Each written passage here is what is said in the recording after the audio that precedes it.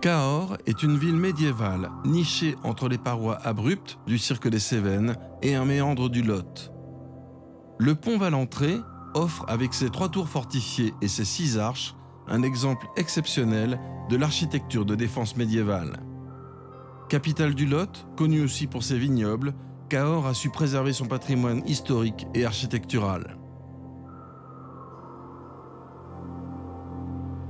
À 12 km en amont du fleuve, au sommet de cet énorme escarpement rocheux, juste au bord du vide, un village fabuleux, Saint-Cirq-la-Popie.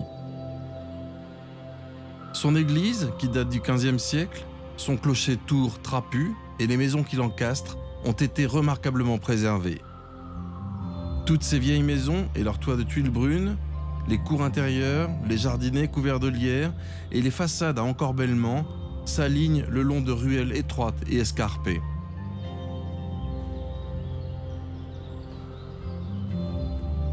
Cet emplacement lui permit de résister aux Anglais pendant toute la guerre de 100 ans sans jamais être pris.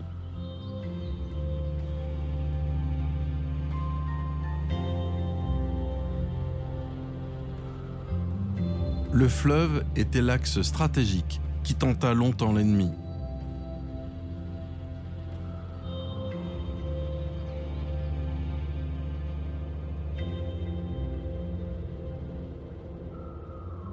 Beaucoup plus au nord, au détour du canyon de l'Alzou, apparaît soudainement un village qui est l'un des plus célèbres d'Europe.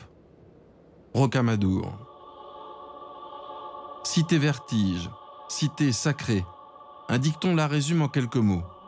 Les maisons sur le ruisseau, les églises sur les maisons, les rochers sur les églises, le château sur le rocher.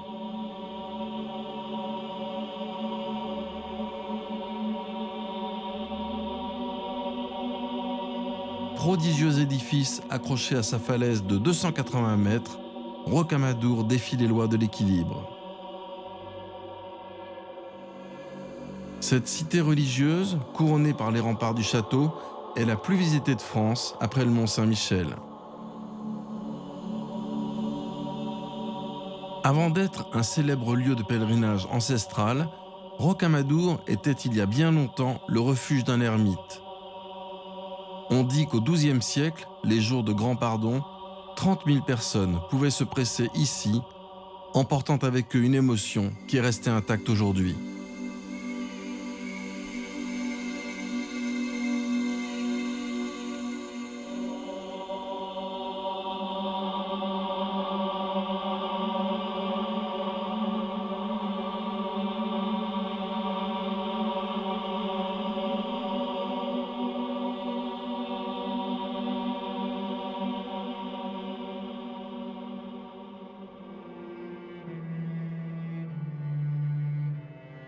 Cap à l'ouest, vers le département de la Dordogne.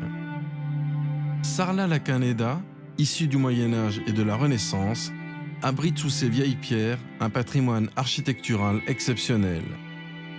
La cathédrale Saint-Sacerdoce domine les rues piétonnes menant à la place de ce fameux marché où se négocient toujours les volailles, les grains, les foie gras et surtout les truffes. Lové dans une boucle de la Dordogne, le magnifique village de Bennac et Cazenac. Ces maisons, tellement tassées les unes contre les autres, montrent bien leur origine médiévale et montent en grappe le long de la falaise.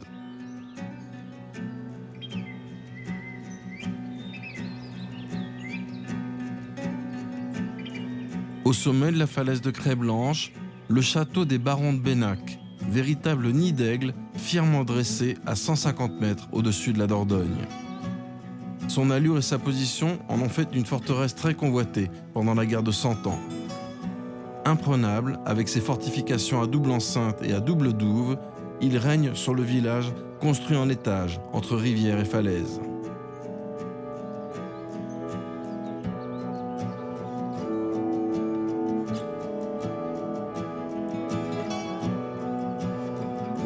En plein cœur du Périgord, un lieu habité depuis la préhistoire dans les grottes de la falaise, Brantôme. Encerclée par la Dronne, cette cité médiévale est surnommée la Venise du Périgord.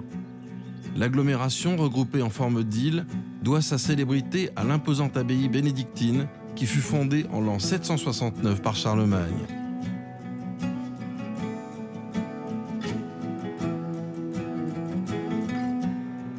Nous nous dirigeons à